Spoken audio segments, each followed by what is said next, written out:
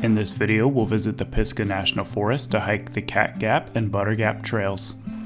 The path we'll cover takes you by 3 waterfalls along the hike, including Cedar Rock Creek Falls, which is about 20 feet high, Upper Cedar Rock Creek Falls at a height of about 10 feet, and Grogan Creek Falls, which is also about 20 feet high. These falls are all short scrambles from the main trail. Pisgah National Forest spans over 500,000 acres in western North Carolina. The trailhead for the Cat Gap Loop Trail that we'll be starting on is roughly a 45-minute drive from Asheville. The trailhead is located at the Pisgah Center for Wildlife Education, which is just about 10 minutes from the Pisgah Visitor Center and Ranger Station, and not far from the trailhead for Looking Glass Rock. From the Visitor Center, follow the signs for the Center for Wildlife Education, and take a left where the road splits. From here, it's just a short drive to the parking area, which will be on your left, not too long after you pass the Looking Glass Trailhead on your right.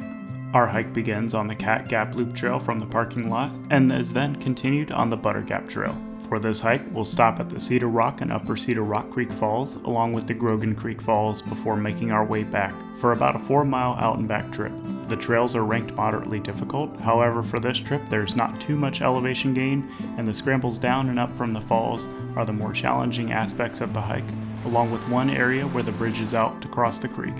While this is the path we'll take, Cat Gap Loop continues on and back around to the parking area, and Butter Gap continues on to hit a section of the Art Loeb Trail, which can bring you back to the Cat Gap Trail for a 9.5-mile trip total. Along with this, you have options to take the John Rock Trail and Long Branch Trail, so there's no shortage of loop options depending on what you're up for. The Wildlife Center was closed at the time this was recorded, but from the parking area, head to the trail start area near the buildings to begin your trip. Once past the gate, cross the bridge and you will take an almost immediate right to get on Cat Gap Loop Trail, which is marked with orange blazes. This first portion of the trail runs alongside a fenced research area and brings you to a creek crossing. The crossing used to have a bridge, but it was taken out, so for now you'll need to carefully make your way across. Once you've crossed the creek, you'll find a service road leading to the research area, and you'll take an almost immediate right to continue following along the Cat Gap Trail. The trail slowly climbs from here, and after about a half a mile, start keeping an eye out for a small spur trail branching to the left. You should also be able to hear water in the distance. This unofficial trail is rough and steep once you find it, so take it carefully down and you'll find Cedar Rock Creek Falls. There's plenty of areas to enjoy the view, but be careful navigating the rocks that can be slippery.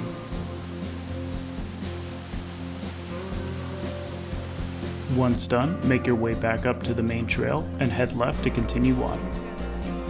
Not too much further along, you'll find another spur trail to the left that leads down to a primitive campsite area, and here's where you'll find Upper Cedar Rock Creek Falls. These falls aren't as tall as Cedar Rock Creek Falls, but the scramble down is easier, and there are better areas to have a rest and a snack here while you enjoy the view. Again, make your way back up and head left to continue on. At about the 3/4 mile mark from where we begin, the Cat Gap Loop Trail meets the Butter Gap Trail, which we'll transition to and is marked by blue blazes. This trail begins at Picklesheimer Fields and follows along Grogan Creek, leading you through a variety of vegetation. You will come across a trail intersection with Long Branch Trail and bear left to continue on Butter Gap Trail. Roughly a mile from the Cedar Rock Falls, you should start hearing Grogan Creek Falls. Start watching closely for a rough and short but steep trail that makes its way down to the bottom of the falls. There's a short and rough trail branch at the top of the falls you might also find. If so, don't get too close and retrace your steps to find the path back down to the bottom of the falls. Grogan Creek Falls are really picturesque, so take some time and enjoy the view.